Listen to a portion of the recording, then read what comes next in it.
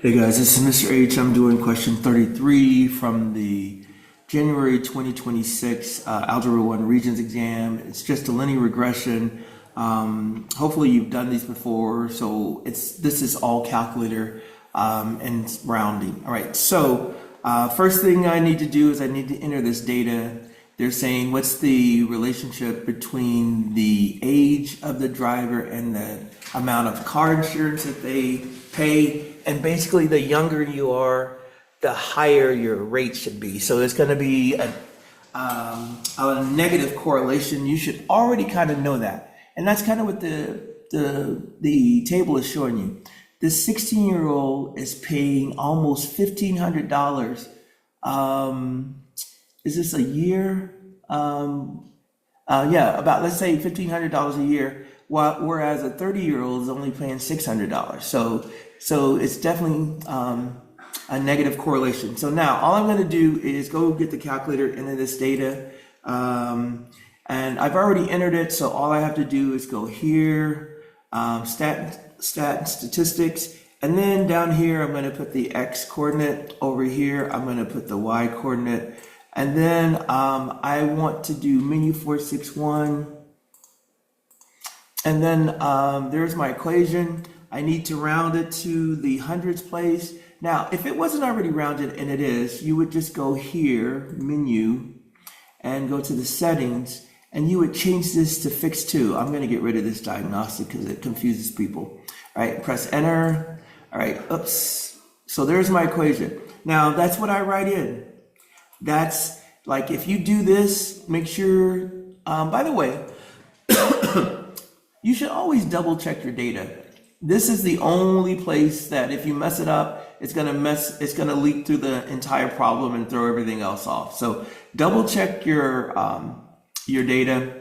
And so I have y equals a negative 56, and the slope is negative as we expected, plus 235, 20, oops, no, not 235, $2,352.20. That doesn't make sense for the y-intercept, but that's where we are. So this is that. Now, so that's 2 points. Now, they want the correlation coefficient. So I like to go here.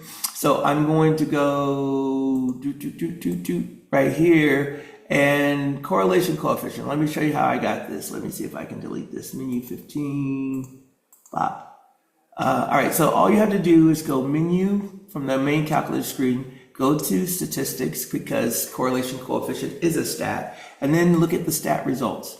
And then if this is not bolded, that means you need to run the regression first, but it is. So I run this, and boom. Now here is the correlation coefficient. It's R. So it's going to be a negative 0.982, right? If you know how to round, that's fine. If you don't know how to round, the calculator can do it for you. Just go to the home screen, 52, and we're going to change this to fix 2 right here.